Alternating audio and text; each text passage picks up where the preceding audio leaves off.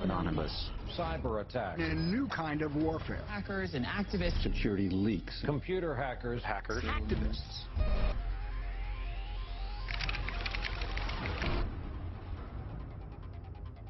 Anonymous has struck again with a warning. This is just the beginning. Anonymous is a collective known for recent attacks on government and corporate websites. The internet is a powerful new medium where just a handful of people in small groups, just by shifting data around in the right directions, can make big changes and big damage. The more you said, the more frightening it was. The Pentagon is now singling out Anonymous as an example of the serious new cyber threats facing the country. The fundamental unit here is information warfare. We're gaining back the freedoms that the forefathers assured us through technology, and we can't allow these freedoms to be taken away. I will put my body on the altar of liberty again and again and again.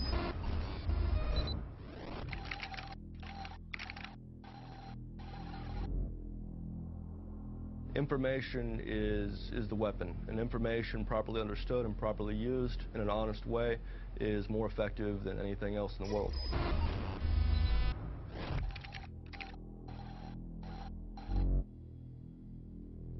If you've got your eye on Boeing, yeah, please go for it. I'd like to see those fuckers go down. Download the code, modify the code just a bit, bombard the Pentagon. You're either with us or you're against us.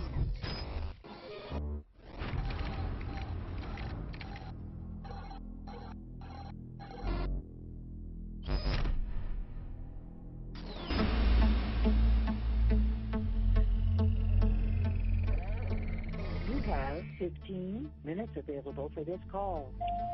Hello? Andrew? Are you there?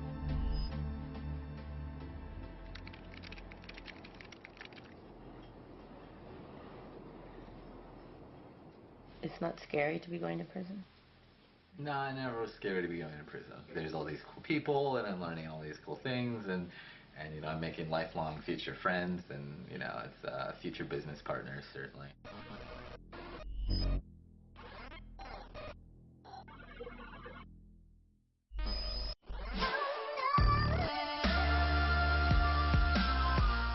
Embarrassing people. I enjoy it. It's viscerally fun. He's an instigator. The most lovable little pest on the internet. His ability to make other people so angry is the talent that he has. Almost 99% of the articles that come out for Weave, they all start with, he's a dick, he's an asshole. Little Weave is going to troll the fuck out of Apple and AT&T.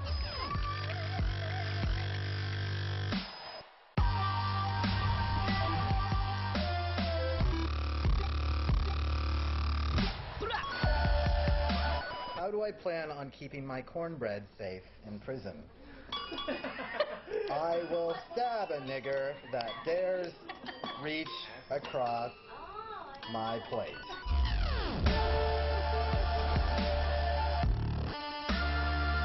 I am the Bruce Lee of Reg XP. I didn't get caught. I put my name on what I did. I'm not here to play nice with AT&T. I'm here to comment and criticize. There was a URL on an AT&T web server with a number at the end. And if you had added one to this number, like you could have typed it in the iPad web browser over and over again, you would see the next iPad 3G user email address.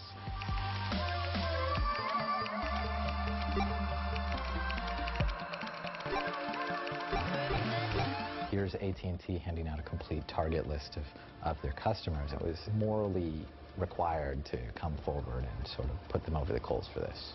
It was like 114,000 email addresses. And it's quite a list. New York Times CEO Janet Robinson. White House Chief of Staff Rahm Emanuel. Diane Sawyer. Not to mention the U.S. Army and Congress. It doesn't get much more high profile than Mayor Michael Bloomberg of New York City. Mayor Bloomberg was like, this isn't a big deal. It's not like people can't find my email address.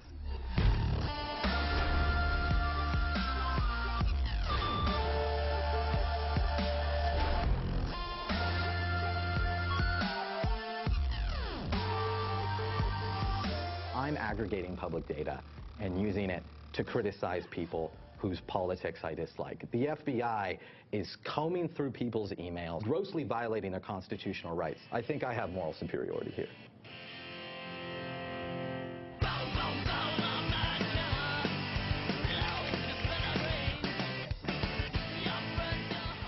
NSA and FBI are like both walking here, and they're looking at the computers and they're like, my God, these red dots, they're converging.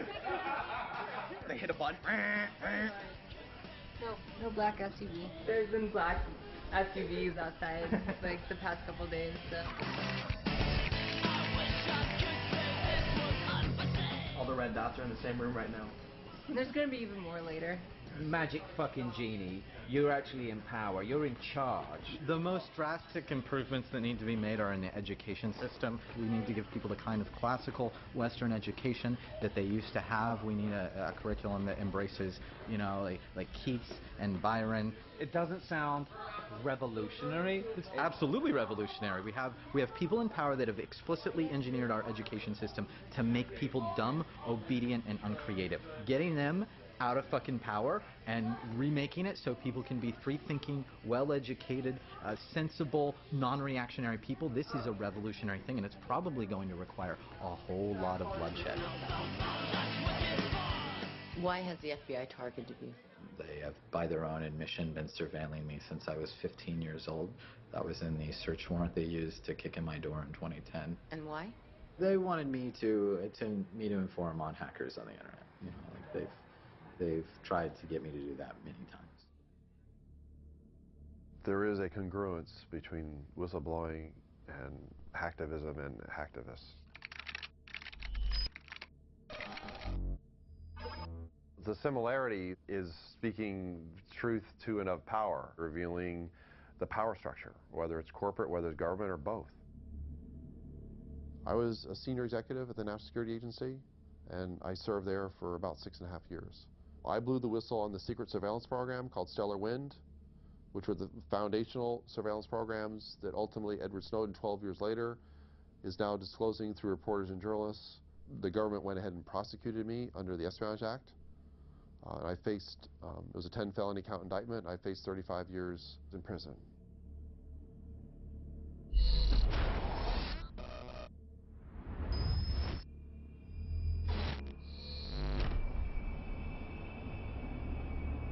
Hackers are important in the sense that they have the capacity to expose the secret or the inner workings of the state, which is why they are terrified of hackers and they are going after them with phenomenal vengeance.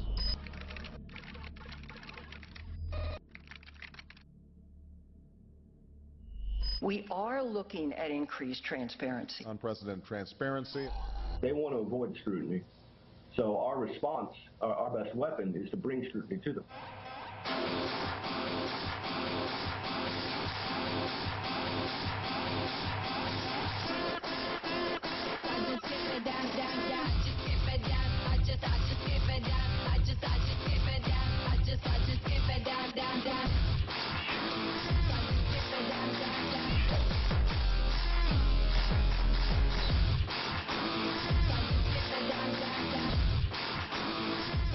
CNN and all these other things, they're not going to spend a single hour doing actual investigation. He called the former head of the NSA at home, like, on a weekly basis for a couple months, trying to get him to talk to him. Barrett was speaking in that language of real adversarial journalism, that the purpose of journalism is not to please those in power, but to report the truth, even when it makes those in power uncomfortable or reflects poorly on them.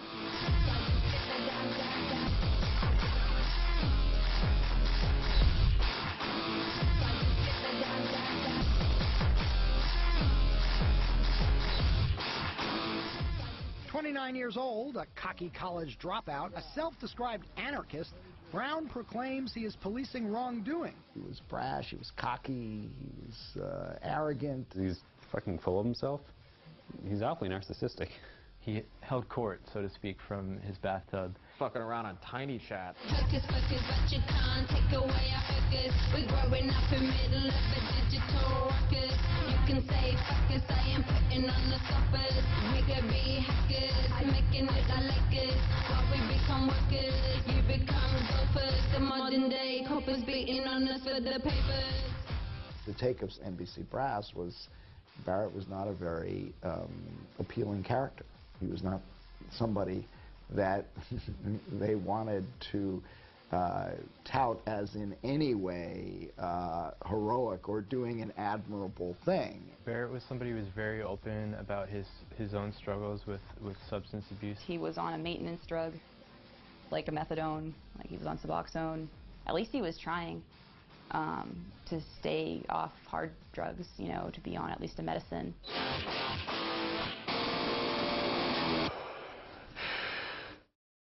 Who are the members of Anonymous? Who are they? They're everyone. I mean, you'd be amazed. There's obviously a lot of people who are hackers or just work in IT. And they work for major corporations in some cases. There's journalists, writers of all kinds, people who work at gas stations. What is Anonymous? It's basically the power of an absolutely massive group of people coming together. Anonymous are your brothers and sisters, your sons and daughters, your parents and your friends. Anonymous is you. Somos anónimos. Somos legión. ونحن نتسامح مع جرائمكم. We were involved in Operation Tunisia, Operation Libya, Operation Algeria, and Operation Egypt. Anonymous cannot and will not stand idly while people are being denied their basic rights and human liberties. Understand that something is horribly wrong with this world.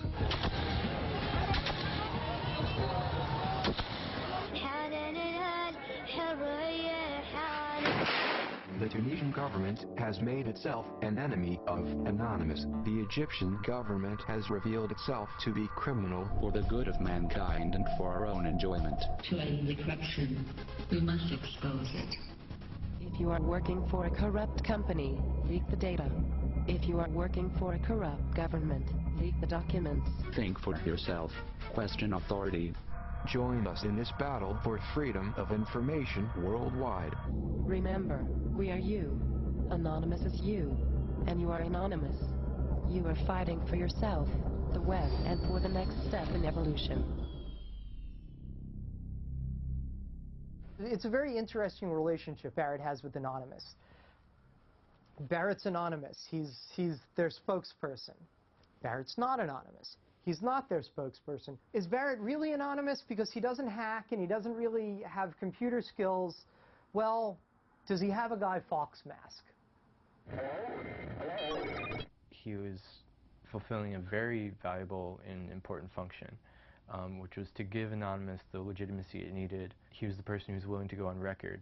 It's an open brand, like anyone can sort of label what they're doing anonymous. If you're doing something that people don't approve of, then Anonymous will turn in on itself and sort of like eliminate that, you know, like whatever it is that doesn't kind of fit in with the truth-seeking, justice-seeking ideology. Are you not worried that even an informal involvement with Anonymous is going to end up with you targeted, with you potentially going to jail for this? I mean, in Texas and indictments, it's like a Texas bar mitzvah. I got friends who've been died, they've gone to prison. I mean, you know, it happens.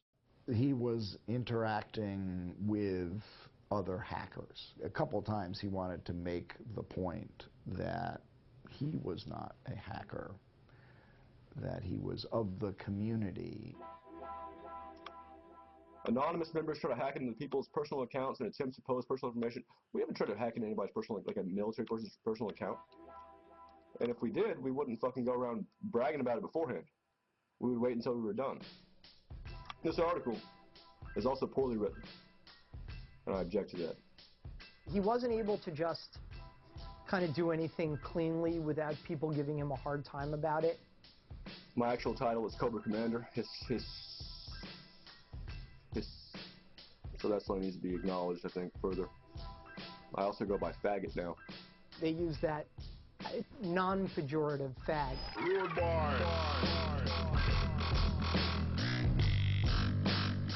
He's an ego fag and a moral fag and a leader fag and a, you know, just about everything but a, you know, but a fag is, you know, leave it to the internet to have to repeat themselves. What happened today is certainly illegal. Why are you willing to show your face? I'm more useful as a name fag than I am just as another person with his name hidden. Barrett being a named person was his own doing. He did not show up as anonymous. He showed up as Barrett Brown. There's a new world being born here. At least that's the perspective of the people in it. And I think Barrett really reflected that and gave voice to this emerging worldview. Whether it's valid or not is another question. We are anonymous. We do not forgive. And we do not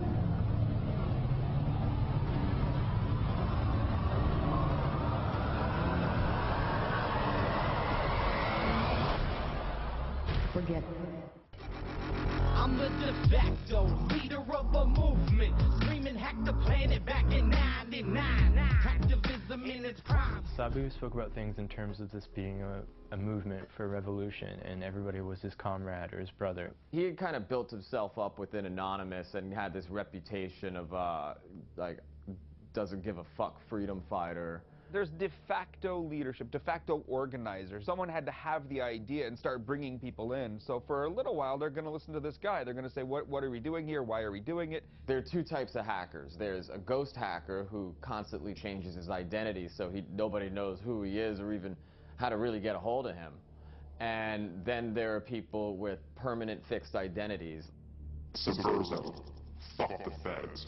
Fuck the government's obsession with controlling the people, and fuck our lack of privacy. Sabu had a permanent identity. He made it pretty clear what his philosophy, his politics were. I find him to be incredibly annoying. He uses words like, what's up, niggy, and he's a very, like, to me, like, I'm annoyed by everything that he says. Like, I don't like his terms and the way he, like, talks. He was the king of the hacking world, doing it like a sir, in fact. Friends around the globe, we are low security. Oh, that's unexpected. LulzSec came from Anonymous, and they enjoyed what each other did. Laughing out loud at security, lols, sick. Yeah, y'all, that's right.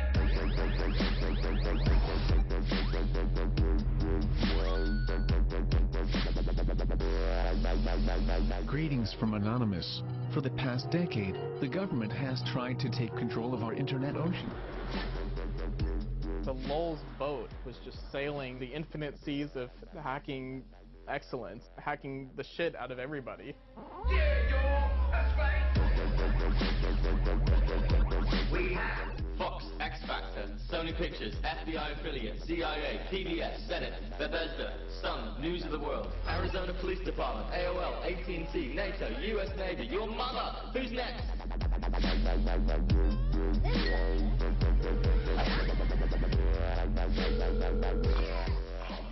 Topiary, is everything alright? Are you dead? Crossing the road, I'm not gonna, like, Are you okay? Remember you tweeted my fucking phone number, said 512-560-262. Here's the leader of the LulzSec. Call him now. You put it on the fucking LulzSec Twitter. Barrett Brown is the leader of LulzSec. Give him a call now. I got 200 calls. I might have been a bit inebriated. Hurry up. Get the sign. You have it?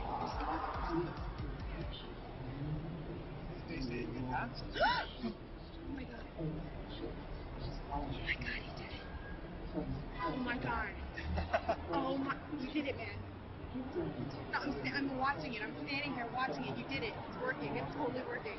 I was working in a cubicle, I'd be like, oh, what are those LulzSec guys doing today? You know those God hates fags, morons that protest soldiers' funerals and stomp on American flags because they got a problem with gay people? God hates fags. What part of that don't you understand, girl? I don't fucking understand why God hates fags. Because he can. You can sometimes take over the websites themselves, put messages up as we did today with Westboro.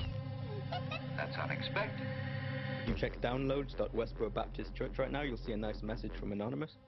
The hacks got bigger and bigger and bigger. Pull up the screen, and they're like, Tango down, CIA.gov for the lulz. Very well, sir. I'm like, oh shit. What a hacktivist can do and does do all the time is embarrass the power elite in a way that, boots on the ground can't. So you can go and sit in front of a building you can circle the Pentagon. That doesn't really embarrass anyone. If you hack the website of the CIA, you've embarrassed the power structure of the nation state. You've embarrassed the Pentagon. You've embarrassed the United States of America. You've embarrassed it by puncturing the illusion of their power. You made us look bad. You taunted us. We don't take too kindly to that. You embarrassed me. So when someone comes along, like a hacker, and exposes the dark underbelly of this beast, that beast, it's not just tickling the beast, they're going to take some swipes at you. One of the most notorious hacking groups of all time has had its head chopped off. We turn to the government crackdown on a loose, large network of politically inspired hacktivists. A 19-year-old who goes by the nickname Topiary was arrested in Scotland's Shetland Islands.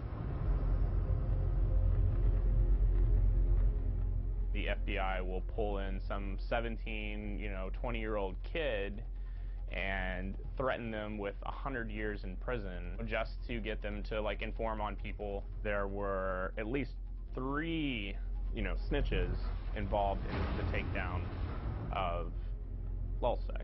This was a domino effect. People were taken into custody that folded on their comrades.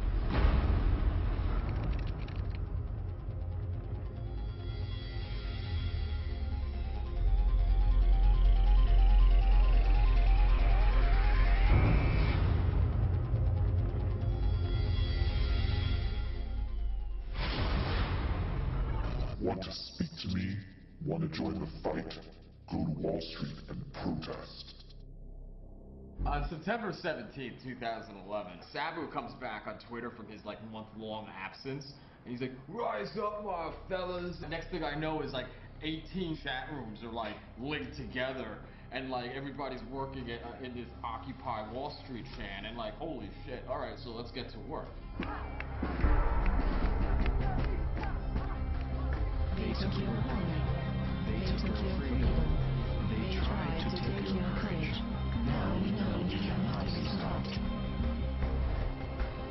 I grew up in a normal family. I'm from Arkansas. I'm a high school dropout. There's nothing particularly special about me. And there's nothing particularly special about any of us. But together we can form a movement. I am the 99%.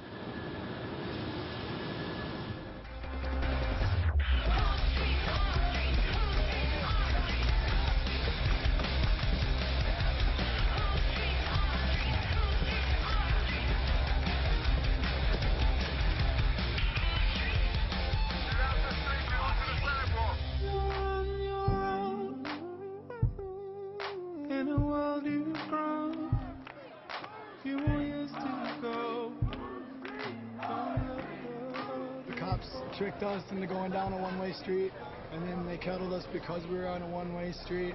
They were really mean and kind of violent. Were you wearing your anonymous mask when you got arrested? I was too. I don't want to hide my face, but sometimes I feel like I have to. People are dismissing you guys as anarchists. Well, I'm an anarchist, and many Anons are anarchists as well, and so are many of the people who support us and work with us. Anarchy. Thousands of Occupy protesters flooded the streets. The sinister mask fashioned on Guy Fawkes, the revolutionary who attempted to blow up the British Parliament buildings more than 400 years ago, has become a worldwide symbol of anarchy and revolution. They are terrorists. The other side, the rich motherfuckers, portraying us all as destructive, mindless anarchists and so forth, really exposed how reactionary and how inherently violent the police state really is.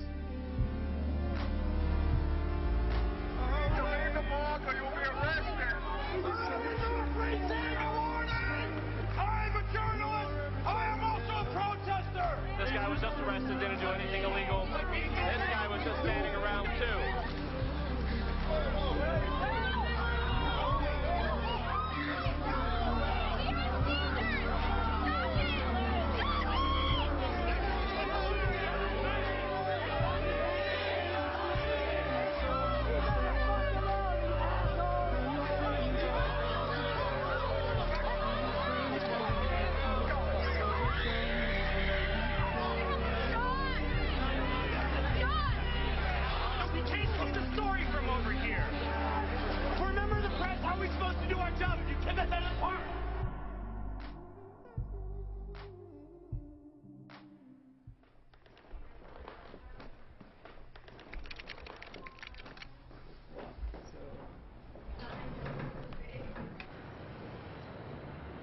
the Jews fooled the Germans because they got to Germany and they're very like serious, rigid people, and the Germans were like, oh, they're just like us, and so they got this great success in Germany, and then the Germans figured out, oh, they took over our banks and it's hyperinflated our currency. Fuck these people. And perhaps the punishment was disproportionate to the crime, but maybe the Jews were the criminal people in Germany, and they did have something coming to them, you know, just a little. Perhaps not the Holocaust. I totally don't blame you for walking away. It's a good thing you're a troll. You can always pull that kind of troll card. He's obviously a troll and you know, by all accounts, an asshole, and highly offensive, and of dubious moral fiber and dubious moral standing. He is an internet troll, and for the uninitiated, that's someone who just likes to mess with people for the sake of messing with people. Trolling is a rhetorical style that exposes somebody else's personality flaws by eliciting a reaction from them that shows the true nature of their character. He pinpoints your vulnerability, and he immediately starts to exploit it, but for a higher cause, to show that you're hypocritical, to show that you have misogyny, to show that you yourself are racist while you're yelling at him for being racist. Trolling is in the Socratic tradition of questioning everything and driving people nuts until they question their assumptions. And that's basically what a good troll will aspire to do. If I were to name parties that I think were great trolls, I'd say Giordano Bruno, Zeno of Elia, Jesus Christ, Joseph Smith, Brigham Young. I'd definitely name some parties who used a very combative style of rhetoric, but probably nobody alive. You meet Weave in person, and he's the nicest guy in the world. He'll hold the door open for you, he'll grab you a soda if you ask him, and if you meet him online, he'll spew a whole bunch of anti-Semitic crap, and he'll be really mean. I'd like to think of trolling as a way of expressing working class discontent. I recall recently that Gina Reinhart called the working class people of Australia lazy and without self-control. Trolling is the right of said people to respond by telling her to perhaps stop eating and get on a treadmill. You say that trolling is about creating something that expresses the true nature of the character. I wonder how what you said about Gina Reinhart exposes the true nature of the character if you're just talking about her weight. When she has inherited wealth from her father, a bunch of mines, and she runs around calling the people that pull the minerals out of the ground for her lazy and stupid, and it's disgusting. It's a level of decadence and gluttony that I think speaks not only through her weight, but her general demeanor. She's a loud-mouthed, obnoxious idiot. I'm not a bigot, except by the original definition of bigot, in that I air my opinion very loudly without the concern for others' fucking cries of help about, oh, you're saying something that we don't like to hear. That's actually the initial definition of bigot before it was associated with a racist, somebody who loudly airs their opinion. And it says something stark now, that bigot is a pejorative term. There's a quote from Voltaire. It says, to find out who rules you, find the people you may not criticize. Why do we all have to agree with each other? That's what freedom is about. It's I can call you a disgusting kike, and we can still live in a fucking safe society. He actually is trying to shove this down everyone's throat. Freedom of speech at all costs, as hardcore as I can make it. He's a crazy fucker, but you know, he's our crazy fucker, I think. What was it, like gay nigger society? Or, oh crap, I can't say that on camera, can I? I should probably not put that on camera. The Gay Nigger Association of America has been around, I think, probably since 2000. It is a very old troll organization. I was elected president of it in 2010. Figured out what works for you, so aside to mention Jews. I've been blind. Oh shit, oh crap, it's another we've attacked. Don't know what to do. Asking somebody UCDOS. It's time to stress. LOL. Association of America. The name is based on a Danish short film called Gay Niggers from Outer Space. The gay niggers come from the planet Anus. They are much, much more intelligent than any other creature in the universe. When Hurricane Sandy swept through New York, they posted a bunch of pictures on Twitter of black people like looting and stuff from like Sandy Loot Crew is what they called it, the hashtag.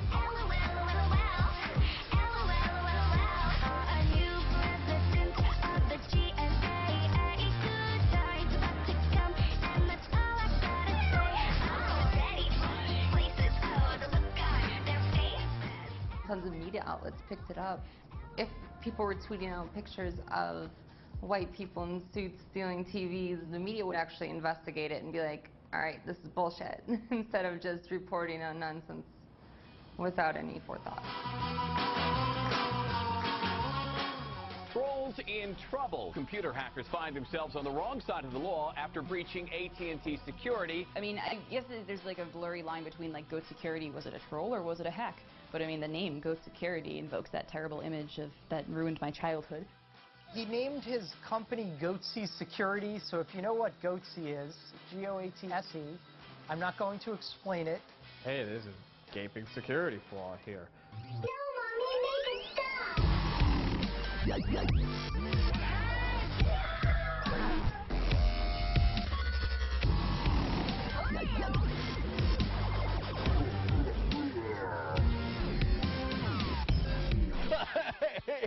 Goatsy Security, who are these guys? And they're Googling Goatsy, and they're getting the Goatsy picture. They're called Goatsy Security. Is that, am I pronouncing that correctly?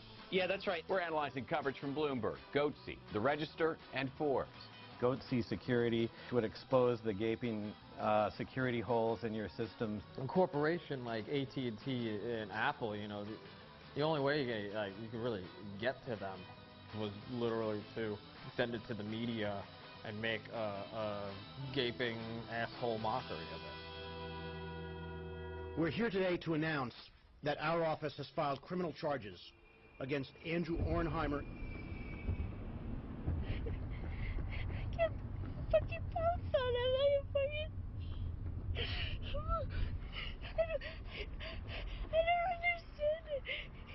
The picture that the press has painted of me is unfair, and I'd love to have a discussion, a fair discussion. Truth triumphs in the end. Would you say you did anything wrong? I don't believe I've done anything wrong, no. Well, what happens when a hacktivist comes along, some kid, right, like Weave comes along and like punctures the invincibility of the United States government or AT&T? You minimize the power of these institutions by doing that, right? That's why these kids have to be stopped.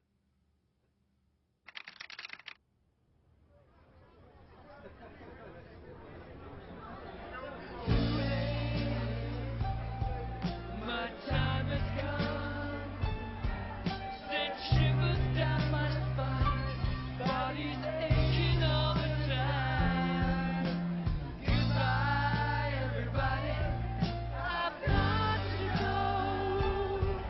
Gotta leave you all behind and face the truth. Mama.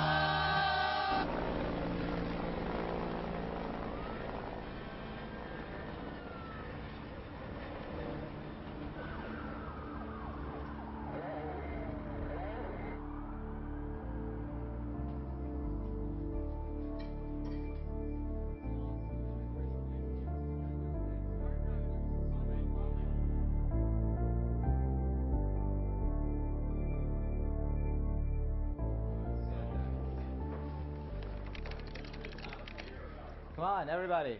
Everybody, we're going.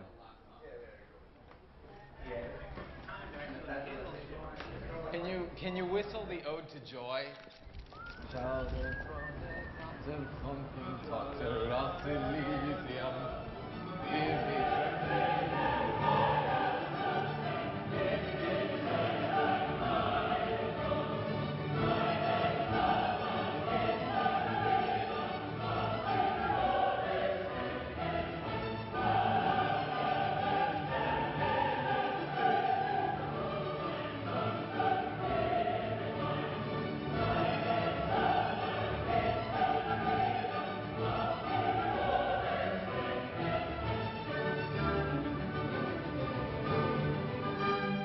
Been good knowing you. I hope to see you all again.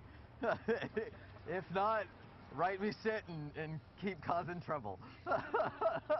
Cause as much trouble as you can in my stead. That was classic, of course. You're not coming in? No, I'm coming in. I just don't know how fast they're going to take you. In my country, there's a problem, and that problem is the feds.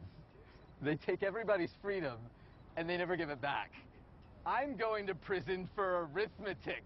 I added 1 to a fucking number on a public web server, and I aggregated this data, and I gave it to a fucking journalist at that man's publication. And this is why I am going to prison, is arithmetic. Fuck this country.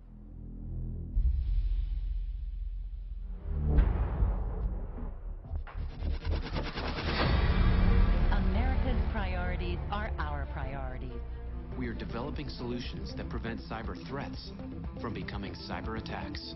Because at Northrop Grumman, values are what enable us to perform at the very highest levels.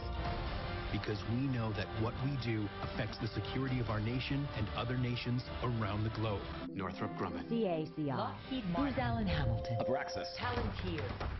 Stratfor, leader in global intelligence.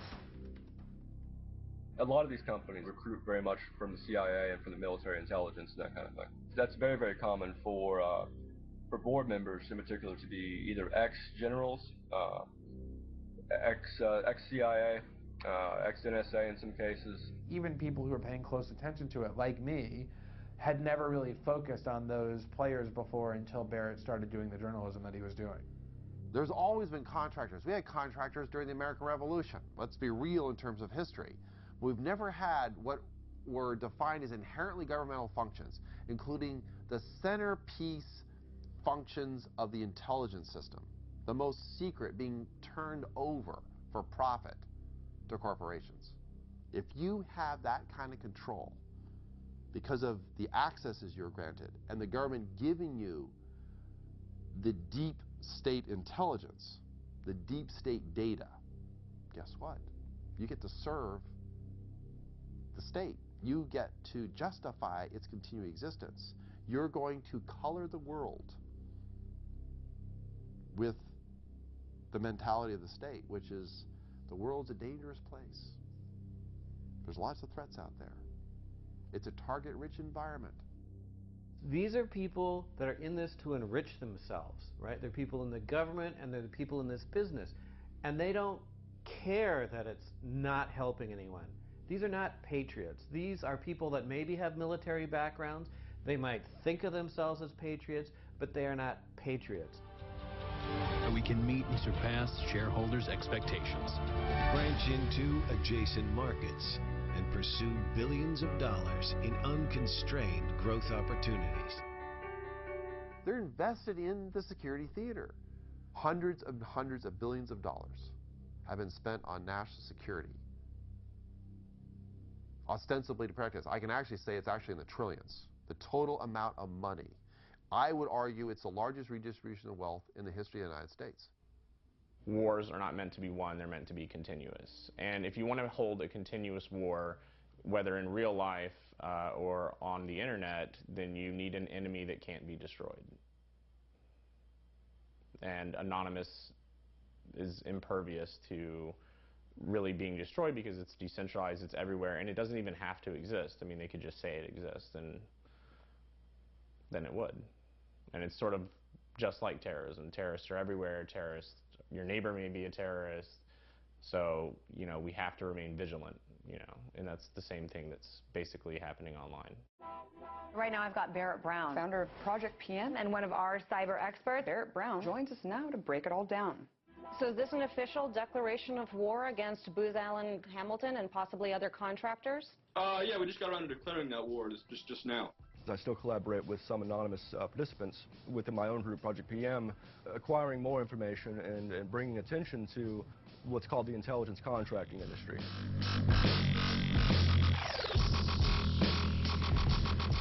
So he has this initiative called Project PM, which is a crowdsourced wiki that is supposed to investigate the mushrooming cybersecurity industrial complex. It's a collaborative research project. You're tapping into the collective consciousness of the world, which is always an incredibly powerful thing to do. That is going to be the future model of journalism. The collusion in part with press, mainstream press, was we're just going to sort of look the other way. We're not going to actually use the powers we have available to us.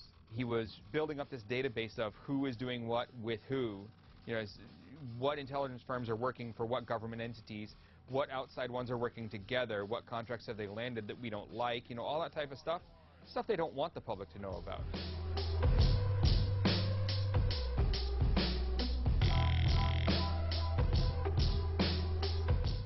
There were these hacks going on. We're expecting these data dumps. Shit's about to start getting crazy, if you know what I mean.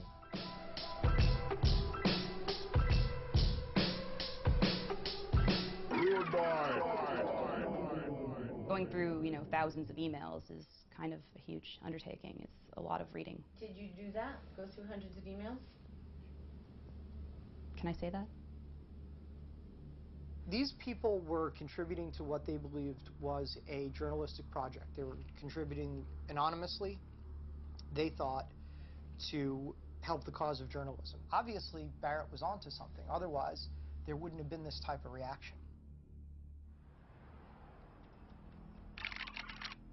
41 months, 3 years supervised release, 1 drug test within 15 days, computer monitoring, mental health evaluation, $73,000 restitution to U.S. Treasury to be given to AT&T.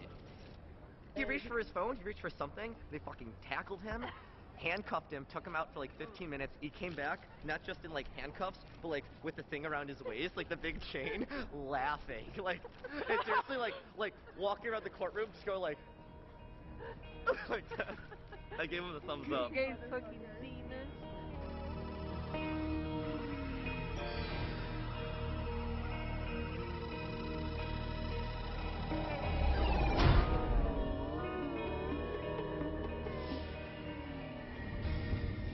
How dare you be skillful? How dare you utilize your knowledge? Fucking absurd. And of course it's AT&T's fault. They are responsible. How can you say that the company that designed the website is not responsible for their security? Well, so the federal prosecutor said during Weave's trial that just because he has a special skill, he shouldn't have power over other people. That's how they view it, you know. And it's not incorrect to say that people who understand computers have you know, power. It's just I don't think the answer is coming down on our prodigies and our geniuses. Well, I'll put it this way: there was a time when you hacked a company and the company hired you. Now it's you hack a company and they come and they, you know, beat the shit out of you.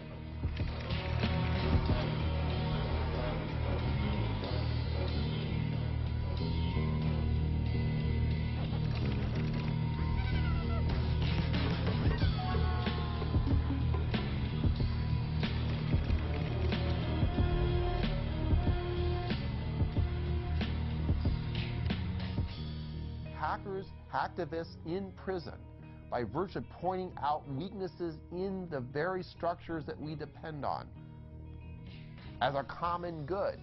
But we weaken the common good for what? We're turning on ourselves. And any time a country empire turns on itself and begins to find threats from within, well, that should tell you how far gone we are.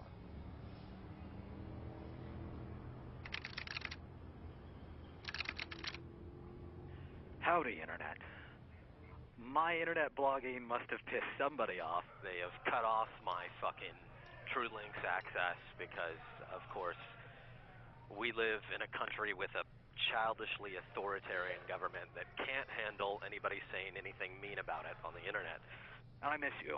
I really do. There's so many of you that I can't. Hopefully I see you in a couple of years. I wish I could call each and every one of you.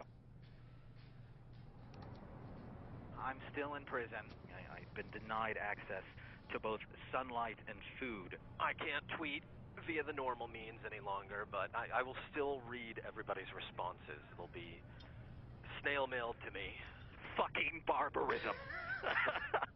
Keep up the good fight and you know, make trouble while I'm gone. You guys gotta carry the internet ruin torch, I suppose. Oh God, Weave. That was one of his better communiques. I was outside grabbing a cab and I get a call from an unavailable number, and it's like, do you want to accept this toll-free call from Andrew from federal prison? And I was like, oh God, it's Weave. I could barely make out what he was saying, but he's like, set up an asterisk box so I can upload things to SoundCloud. I'm just like, okay, whatever.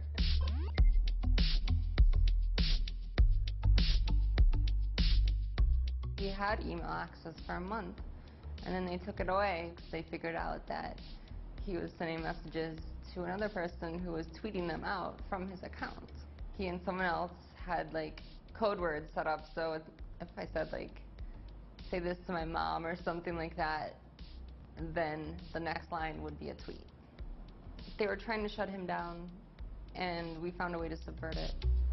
ISS, IFS client, Scholar macro, real giant, sitting in the gym, getting mad, defiant, I'm the man, when they can't stand compliant. The more that they try to, you know, make this go away, the government, it keeps coming back, and it'll bring more attention on Weave. It took him a couple years to garner 5,000 followers, and then as soon as he goes to jail, in a month he gets 5,000 more. Got the Tommy Wiseau, director of the room when I spit flow. Saying Weave should be chillin' and get mo. Cause the man's afraid of gay names when they raise the crypto. It took them a month to figure out that we were uploading to SoundCloud, even though there was like news articles about it. And just a few days ago, we looked at the caller ID, so we had 2 mysterious phone calls. One of them was from U.S. government, all capitals, and the other one was from Federal Bureau of Prisons. Ever since then, we haven't heard from him.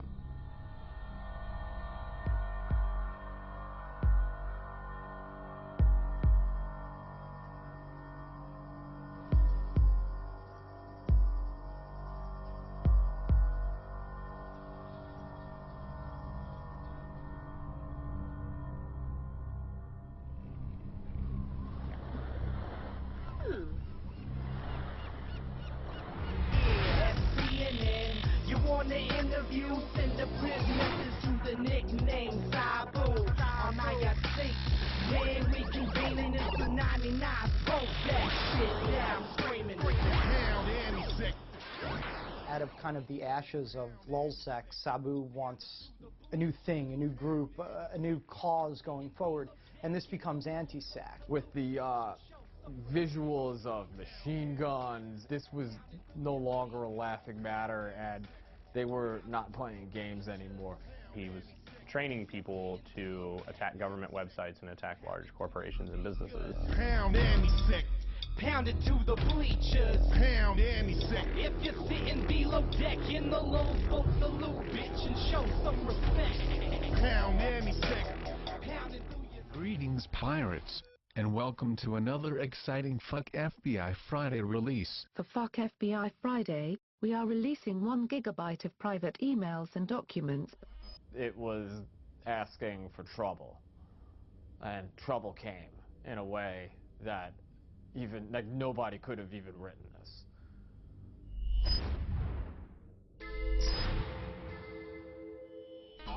Anti-sec culminated in Christmas of 2011 with the Stratfor hack.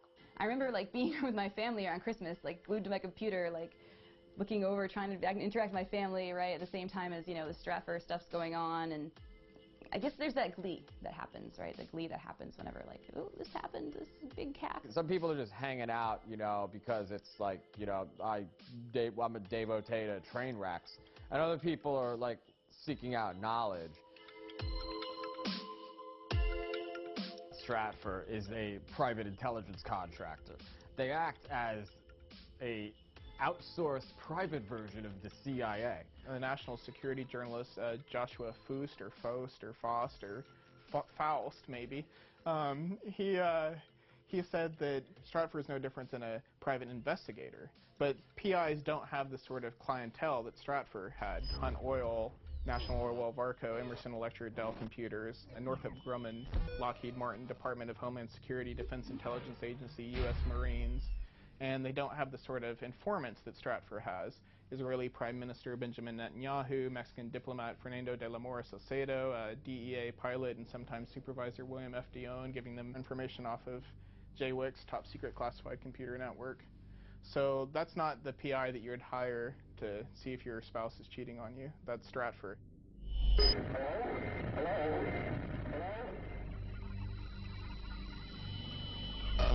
The gifts that a non-Santa left under the Christmas tree are just the beginning.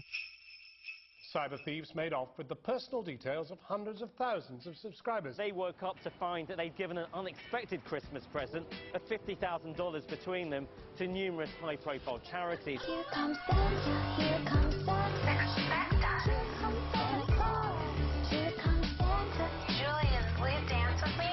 It's not about the money. We want the world to dance. We want the world to dance. The first Santa dance. These are all dance. Don't sit around waiting for Santa Claus. Fuck some shit up. To take an ex-FBI agent and use their credit card to make a donation to the Red Cross on Christmas Day, I get that it's criminal, but it's wonderful in its own way. The Stratfor hack, it's claimed, also contains email conversations between Stratfor employees and officials in government. Every week, a company or an agency, is this going to get worse? I think so. People broke into something and wow, criminals. Well, okay, even if you want to call them criminals, they're coming up with this information that looks a lot like criminal activity. The day that WikiLeaks published the global intelligence files, which is what it calls the Stratfor leak, The Atlantic wrote an article titled, "Stratfor is a joke and so is WikiLeaks for taking it seriously."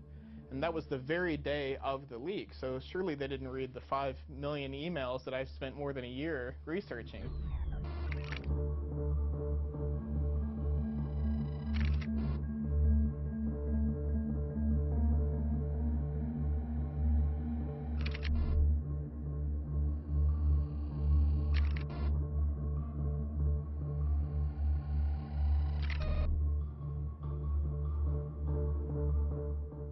The 5 million emails have just been published. The most important revelations are still unknown. The information involved got to us because several young people sacrificed to get it to us. They went out and took it. It wasn't me.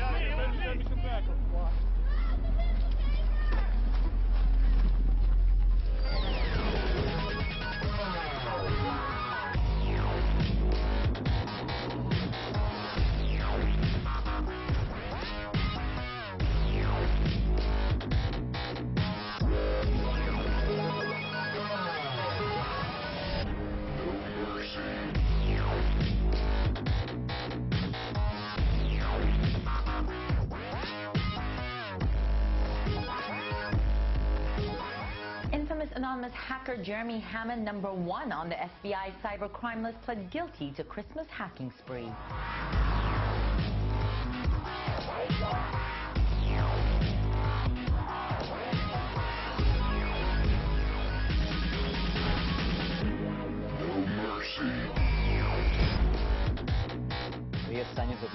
Jeremy Hammond.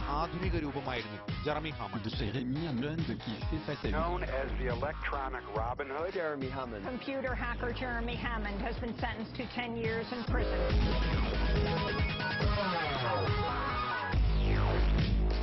As a former journalist, a former investigative reporter for the New York Times, I'm stunned that the rest of my colleagues, well, I mean, frankly, I'm not that stunned, are not here.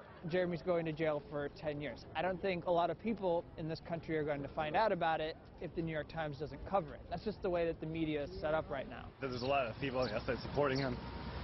He's gotten a lot of letters, so, you know.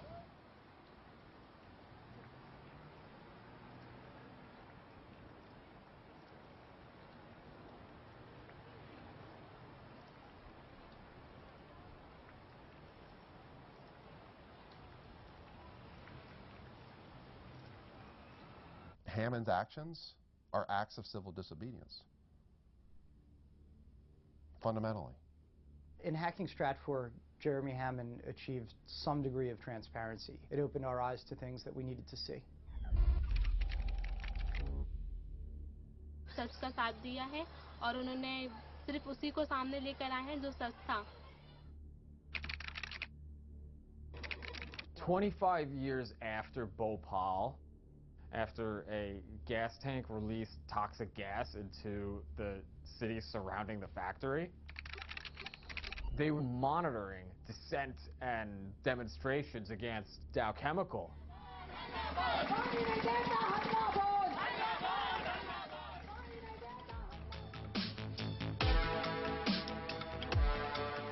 Data wants to be free is the hacker credo. The real questions we need to be asking is, when this data is, shared with people, who is it benefiting and who is it hurting? Jeremy's apartment, is just books scattered about the floor, books on the shelves. What could be more dangerous than books? The internet. Which is really just one giant book about all of us being written in real time.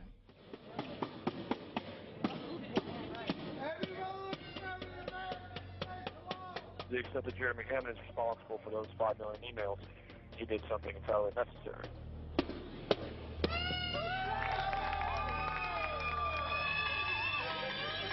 Stop projecting this.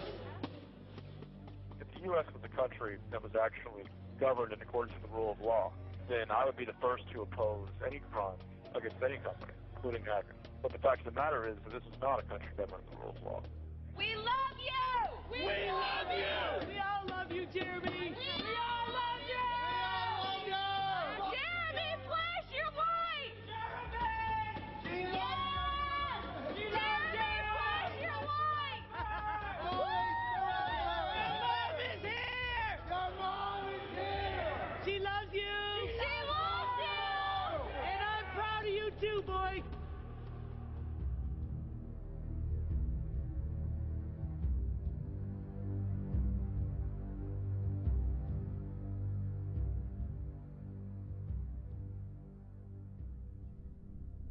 My name is Barrett Brown, and I've been waiting for this day for about 6 months. In a way, I've been waiting for this day since I was 7 years old.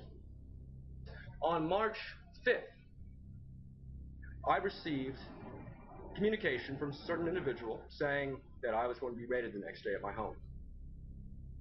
They go to his house, his apartment, and he had spent the night at his mom's house. I just go to my mom's house and sleep over there sometimes. We've been very close. Next morning, I woke up at 6:30 by my mom. She's scared. I go downstairs. There's 2 FBI agents. One is named Robert Smith. He is a FBI cybercrime fellow. They say, okay, we've raided your house, your apartment.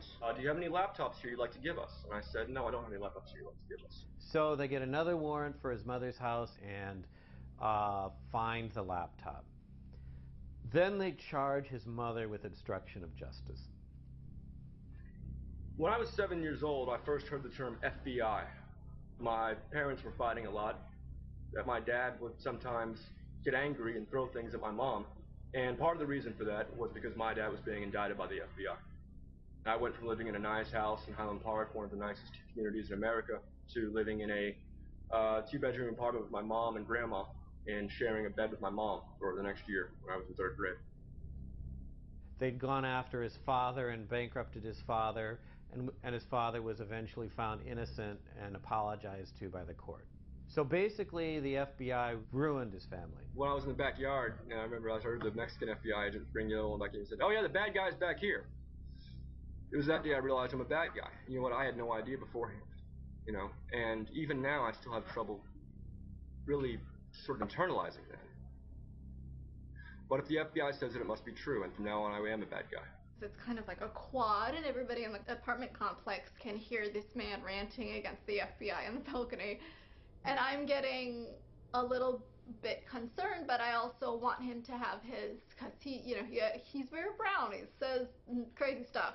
In the evening, we sit in the tiny chat, just joking around. I'm not wearing a shirt. People like us who aren't totally fat can do that. Oh, there she is. Hi, Upper Maxie.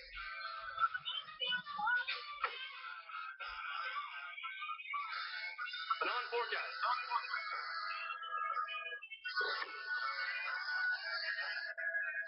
Hey, can you tell me if you're a gift or not? She said shit. I swear to God, she said shit the other day. It was crazy. And the picture on her fucking Twitter is the same person. Yeah, I'm pretty sure it's a real person.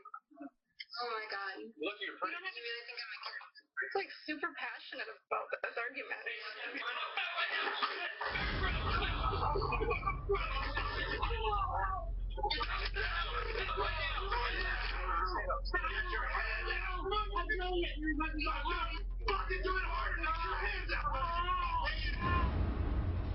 Oh, is Barrett getting fucking raided by the FBI? Holy shit!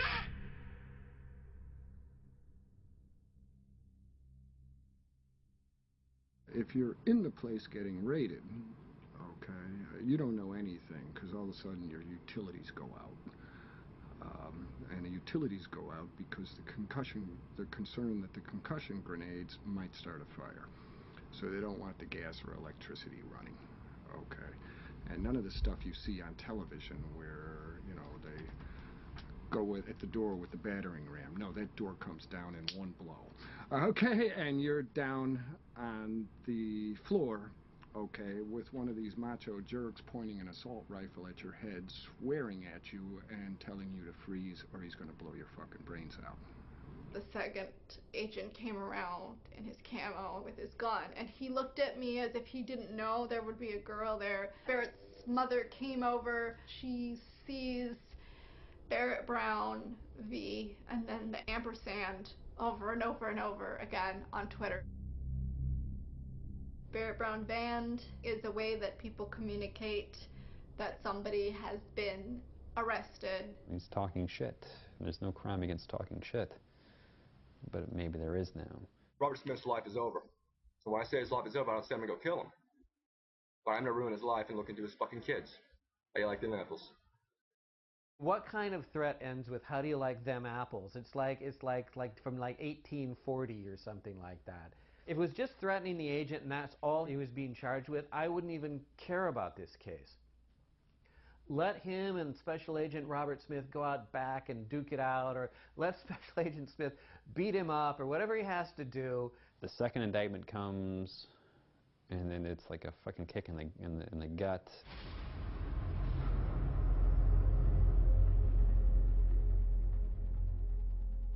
All these guys are doing are trying to, you know, put the fear in him, trying to pressure him to, you know, flip.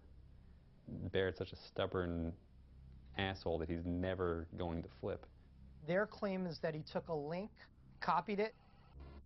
It's journalistically important to get the client list. Pasted it into the Project PM chat room, and in that one move, produced criminal exposure for himself. The Barrett Brown case is another one of these seminal cases, and the government wants to send a very chilling message. It's fundamentally a First Amendment case. How dare you hold up the mirror to us? They called Project PM like a criminal organization, and that's what people freaked out about, because there were a whole bunch of people who hung out on that server, edited that wiki, and like, wait, there's a criminal. I think they're after who? Anyone else? Any other names to put on our list of people to watch? The tingly feelings of like paranoia crawling up my spine like a spider, they're there for a reason. Just because you're paranoid doesn't mean they're not after you. So Jeremy Hammond did the hack, 10 years at this point. Who's the guy that's looking at 105 years at this point? It's Barrett Brown. And what's the difference? He's disseminating the information. He's doing something more dangerous than what Jeremy did. Here's the message it sends from the government to the hacktivists who are getting great coverage and are becoming folk heroes through the press. Don't talk to the press, because we're going to get their computers and we're going to get their sources and we're going to get you through that. To the press who are covering the hacktivists, don't cover these hacktivists because we're going to get you.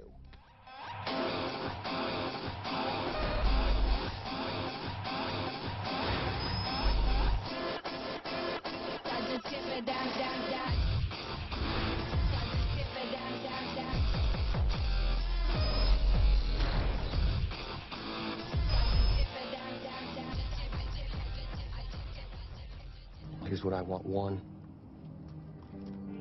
I'm no longer your bitch. 2, All of my charges are dropped. 3, all of Barrett Brown's charges are dropped. That's up to the U.S. Attorney. Figure it out.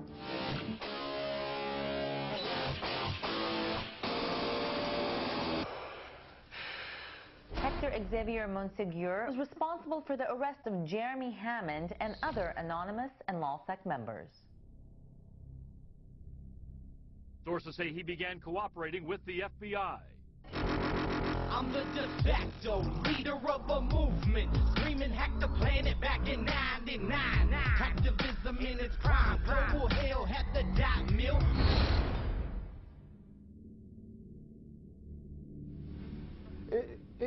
Like, I felt like my brains had been blown out, like it was the last scene of The Departed. The FBI arrests Sabu, and they turn him within a day, and they have him back on the internet within 2 days. This isn't like some guy going undercover in the Gambino crime family in person for years.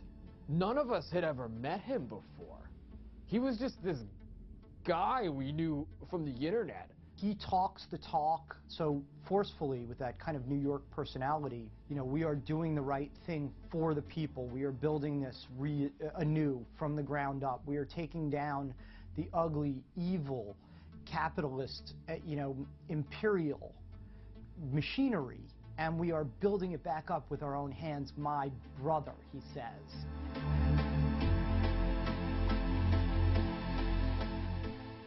Looking at Sabu's interactions with reporters during the time that he was an FBI informant. Sabu could have easily just told the reporter, like, no, I don't want to talk to you, go away. But that's not what he did. He engaged in like an hour-and-a-half long conversation and then screen capped it and handed that information over to the FBI. That's not a free press. The government has journalists under surveillance. Do you think the government's targeting you? I hope not. I hope I'm not. Shit. Everybody's paranoia is just through the fucking roof.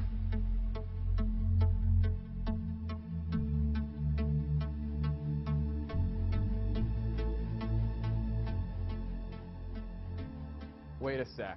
If he was working for the FBI from that moment in June to this moment now, they didn't delete his timeline. They didn't try to hide any of that stuff.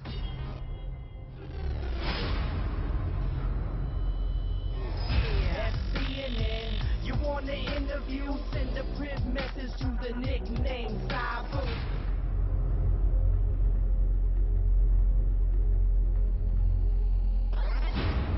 Pound any sick, pounding through your speakers. Pound any sick. Want to speak to me? Want to join the fight? Go to Wall Street and protest.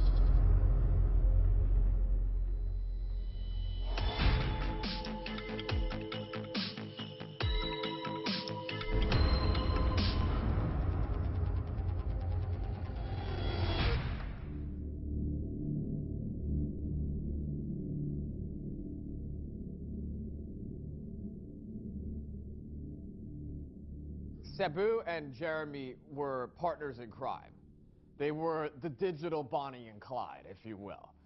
Except one of them is working for the FBI the whole time.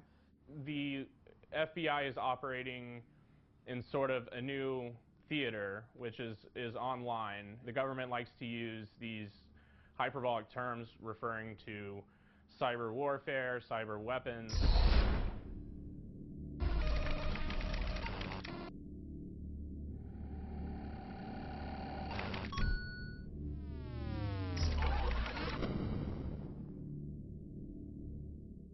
The feds, by proxy through Sabu, were giving Jeremy the 0 days to get into these websites. In order to, say, entrap a terrorist, they would sell him fake explosives. But instead of giving him fake explosives, the 0 days are real. In the hacker world, you either get in or you don't get in. There's no fake hack.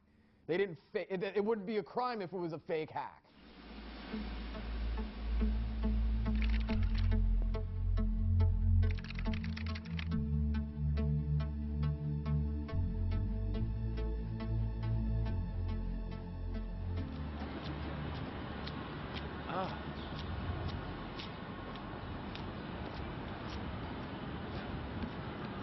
the only way I could describe it, dude. She filleted him. The amount of cooperation was truly extraordinary. And it was just amazing. She just kept saying it over and over. It was truly extraordinary, truly extraordinary. And, you know, and I gotta say too, I don't know what I would have done in his position. I really don't.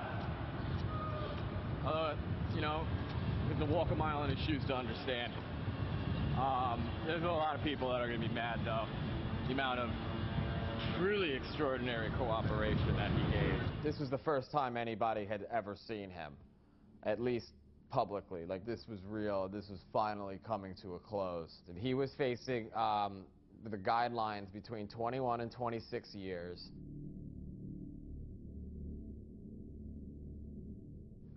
He walked out of the Manhattan court complex a free man.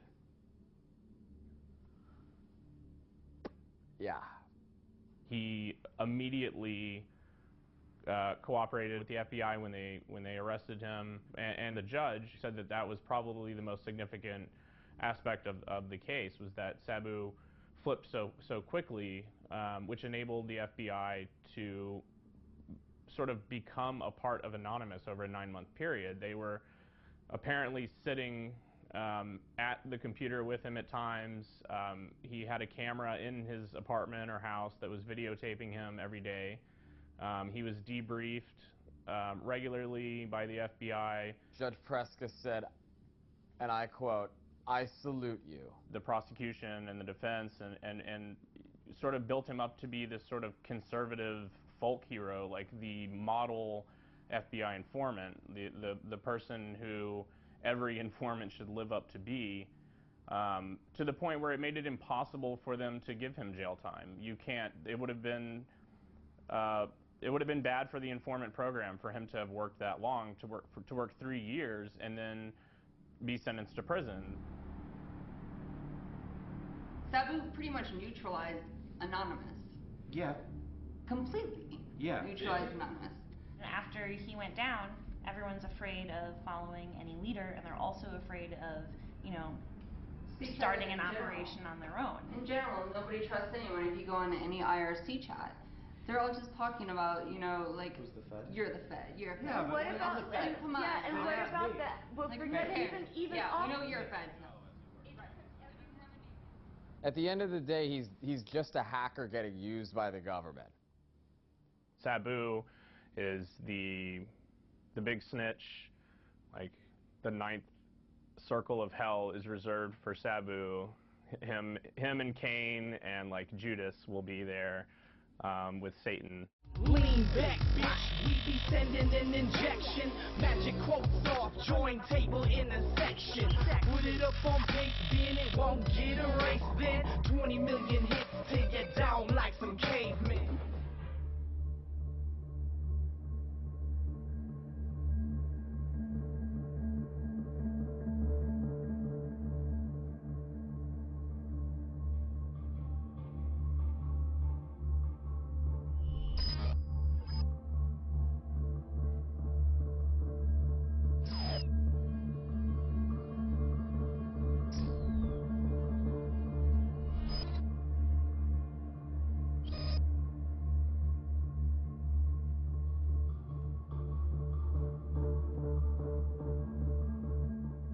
There's been an unfortunate deficit in what people have read and what people have written about an issue that is of extraordinary importance.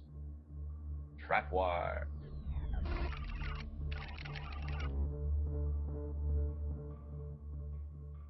Barrett sort of shines the light on this stuff. He's like, oh my God, it's actually happening. You've got the emails right there.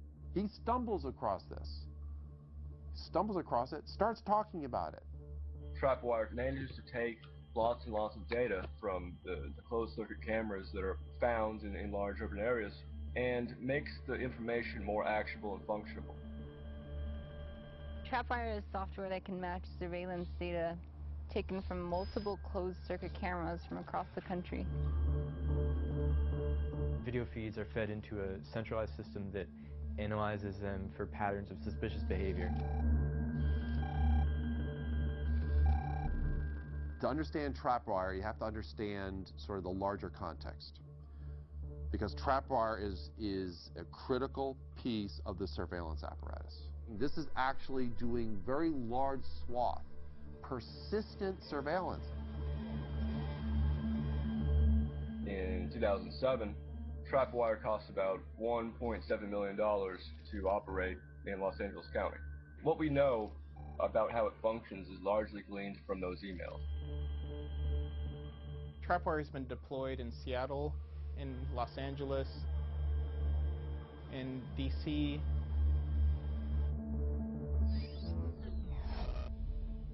According to a Stratfor email, there's like 500 cameras in this New York City subway system equipped with trapwire. The New York Times said that trapwire was only used on 15 cameras in the entire country and that the DHS wrote it off as a failure. That's a complete lie.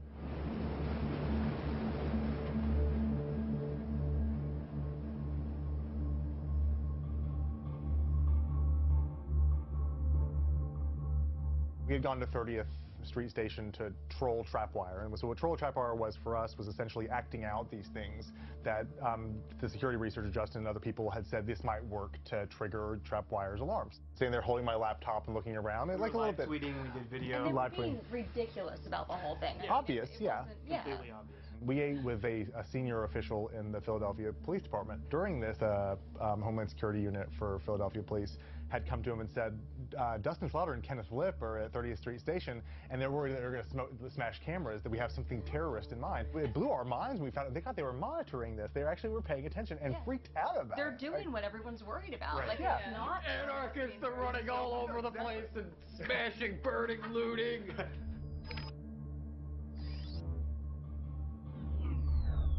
Coverage of trapwire in the U.S. The whole story was smothered in its crib by the New York Times. It's an open secret that the mainstream media has special access to the halls of power. There was a phrase I used to hear at NSA. We're going to tell them what we want them to hear, not what they need to know. What we want them to hear. That's pure manipulation. That is PSYOP, info-op. You're saying because you can, you're controlling the narrative. Hail victory! Go, go, go, go, go, go, go, go, go.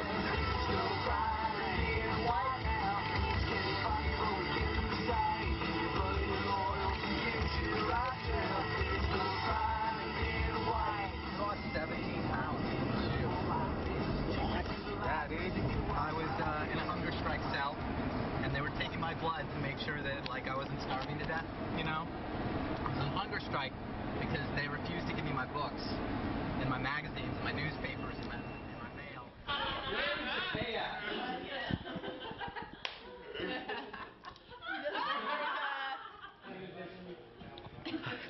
I spent the majority of my time in the SHU.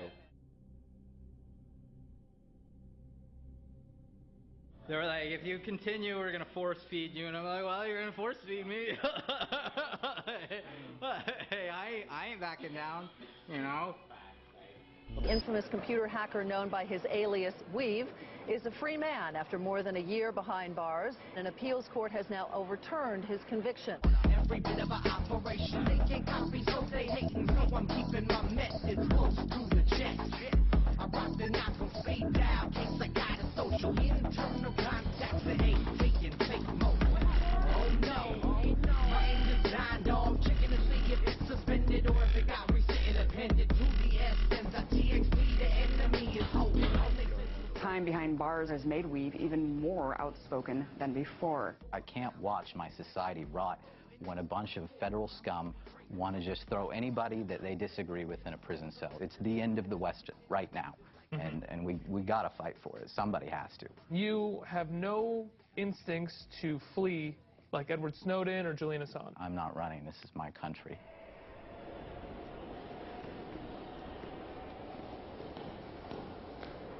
Ladies and gentlemen. So this case is at every step of the way, from the The initial criminal complaint to my time in prison has always been about my speech, and they've wanted to silence me.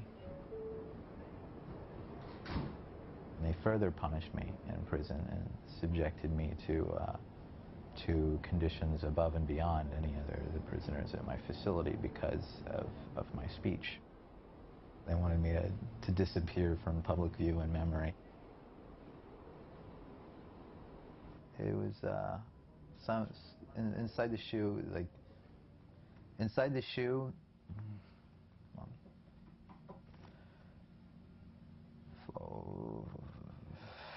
There's an author, Alexander Solzhenitsyn.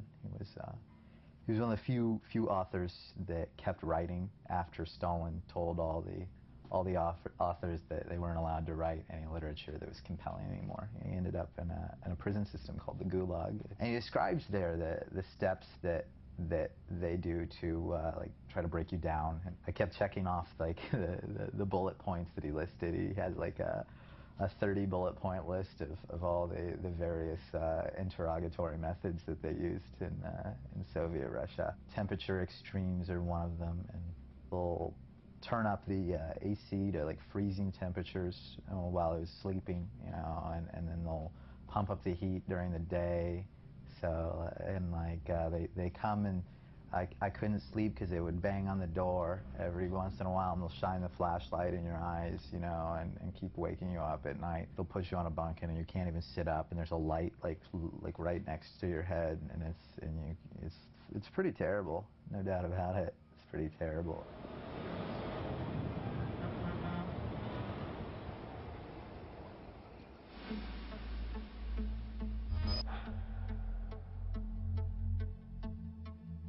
The surveillance state's already here. It's already here. We're constantly on like this. Like we can't put that back in the box. Like we can fret about it and say, oh gosh, we need more controls. A lot like that infrastructure is there and it's not going away. They can watch us through our webcams. They can listen through our phones. There's no privacy left, virtually. We are the most watched, surveilled, monitored, eavesdropped population in the history of the human race. If you have nothing to hide as justification for violating your rights, then you have nothing to worry about. You know where that phrase came from? Goebbels from the Nazi era. Nothing to hide? That means there is no privacy. I left Iran to come here, and now I can't have security or privacy? All we want is just fucking live our lives. Half of us wouldn't even give a shit if we could all be left alone. It's my right by birth to have privacy. They want to own you. That's a power relationship. Superior, inferior. If I know every single thing about you, about what you think, how you reason, what your fears are, what you're planning, what you're doing, and you know nothing about me because I'm shielding my behavior behind a wall of secrecy, I have incredible power over you. The power imbalance between us is immense because I can now manipulate you, I can threaten you, I can alter your behavior in all sorts of ways. I can anticipate your behavior. I can prevent you from doing things that you're planning. I can prepare in defense of what you're doing. I can always stay many steps ahead of you. This mentality, this pathological, you have to understand the mindset. You have to understand the psychology behind those who want to know everything. That means anything hidden, anything private, anything sovereign is a direct threat to the surveillance state. The capacity of this agency to spy on people and to know everything that they do is so extreme and awesome. At any moment, pure totalitarianism could be imposed, and the American people would have no place to hide. Security and surveillance state is put into place in order to keep a population captive, and they now have all the mechanisms to do it. Absolute iron control over a restive population, so should the population become restive. The United States unchained itself fully from the Constitution. People still don't fully appreciate it. Talk about mass surveillance, all those stuff. No, they've unchained. This is an alien form of government.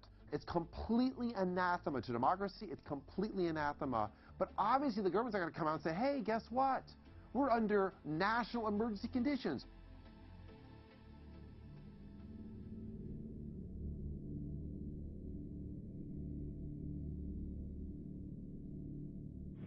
time they come after someone like myself and the wealth they have, it damages them.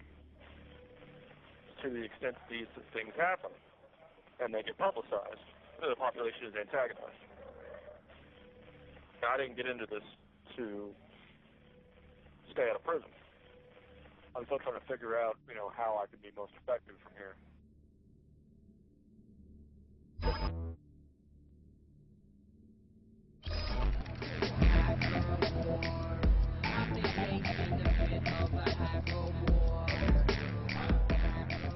I'm going to continue hitting large companies and institutional powers. I'm not going to take no shit from nobody. Fuck them if they can't take a joke.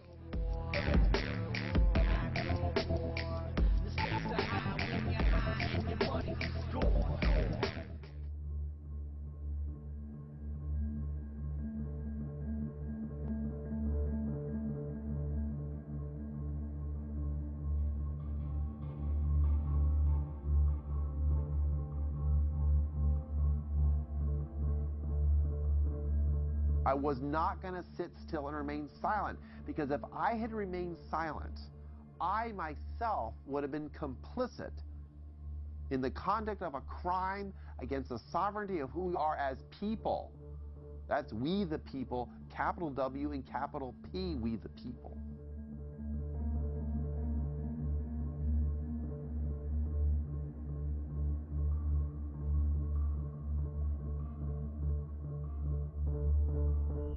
Just sign off. Right. Like, you don't have to be a victim of trolling. Like, you can just turn off the internet.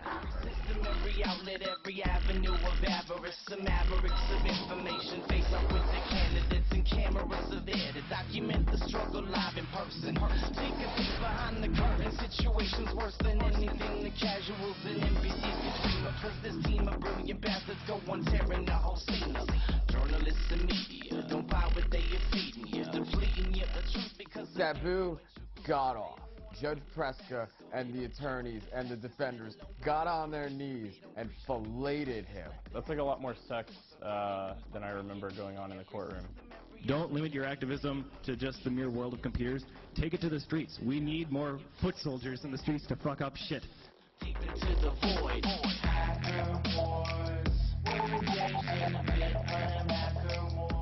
Dallas, Texas native Mr. Brown joins other infamous Texans who fought the government, such as Branch Davidians at Waco, Texas. Fucking really? Really? The Branch Davidians? Really? Fuck you.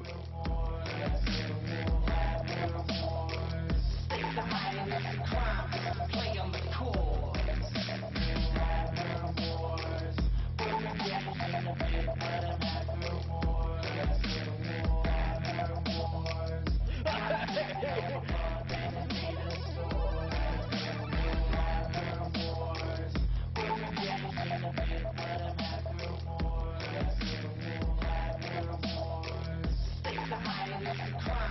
Play on the core. I just wanna ride it. We just wanna ride it. Gas in the air. Police stay here.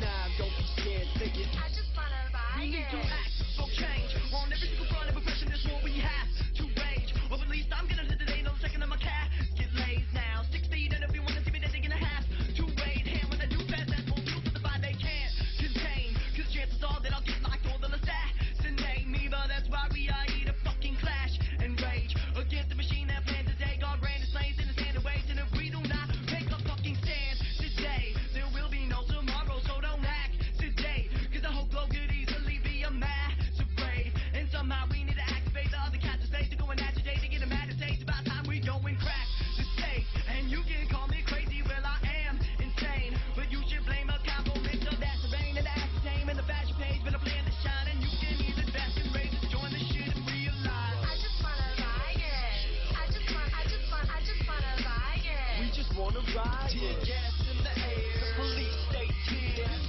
Killing my buzz with all this politics. Yo, how the fucking authoritative faith in the system is euphemistic. When the slave camps are labeled as prisons, and when the information that's given is tainted and twisted by the heartless that try to target educated decisions like marksmen. So we're raising arms, fists, and picket signs to match and fight for human rights. We carry lanterns with a mic attached. Focus groups began with advertising, then it got involved with an